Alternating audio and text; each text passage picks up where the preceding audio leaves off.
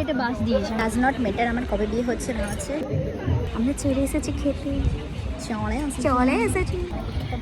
Last মিনিটে আমি মেহেন্দি করছি। হ্যালো এভরিওয়ান, তোমরা সবাই কেমন আছো? আশা করবো অনেক ভালো আছো। আমিও অনেক বেশি বেশি বেশি ভালো আছি। আপনারা কি কখনো এমন কারো বিয়েতে গেছেন যাকে আপনারা চেনেনই না? ঠিক আজকে আমি এমন একটা বিয়ে বাড়িতে এসেছি যেখানে আমি খুদ কনেকে চিনি না, আবার এমন না যে আমি বরকে চিনি। হ্যাঁ হ্যাঁ হ্যাঁ, ঠিকই শুনছেন, কনেকে চিনি না ঠিক আছে, কিন্তু ইনভিটেশন তো আর মিস করতে পারি না। না, এখন প্রশ্ন একটাই যে আমি কনের সামনে গিয়ে কি বলবো। তো চলো দেখে নেওয়া যাক। অন্যের পূর্ণতায় বিয়ে বাড়ি খেতে যাচ্ছি, কিন্তু ভাববেন না যে আমি সাধারণ মানুষের মতন যাচ্ছি। আমরা যাচ্ছি একটা স্পেশাল প্রাইভেট জেটে করে। আমার স্পেশাল এরোপ্লেন টেক অফ করে দিয়েছে। আমাদের পাইলট সাহেব কিন্তু খুব অভিজ্ঞ, উনি ল্যান্ডিংটা ঠিক বিয়ে বাড়ির সামনে করে দিয়েছেন। বউ সামনে বসা আর আমার হার্টবিট 200-র উপরে বেড়ে গেছে, যাকে আমি চিনি না। এখন এমনই একটা পরিস্থিতি যেটা হচ্ছে বউয়ের সাথে সেলফি তোলা। সেলফি তো ঠিকই তুলে নিয়েছি ভয়তে ভয়তে, কিন্তু দিদি এতই মিষ্টি যে সব ভয় এক নিমিষে হাওয়া। একদম ঘরের মানুষের মতনই পোজ দিলেন। দিদির মিষ্টি হাসির পর এবারে পকোড়া ক্রিস্পি কামড়, গরম গরম পকোড়া আর কফি। মেন কোর্সে যাওয়ার আগে সেই স্টার্টার গুলোই ছিল আসল এনার্জি। এতক্ষণ বলছিলাম আমি বউকে চিনি না, হ্যাঁ সত্যি আমি বউকে চিনি। মেন পরিচয় হয় এই যে আমার দিদি, এর বন্ধু তার বোন হয়, মেনলি এর বন্ধু হয় আমার দাদা। তো সেই হিসাবে আমি ইনভিটেশনটা পেয়েছি। এই যে আমাকে এতটা এনার্জেটিক দেখছো তোমরা, আমি কিন্তু এখনো পুরোপুরি সুস্থ না।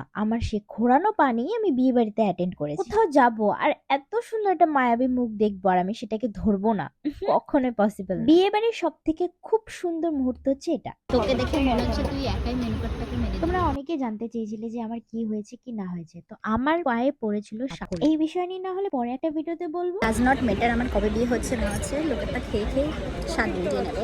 কোথাও যাবো আর আমরা দুজন একসাথে থাকবো, আর পিএমপিসি হবে না। আমার প্লেটে বাস দিয়েছে। দেখ তোদের কারো প্লেটে নেই, আমার প্লেটে বাস।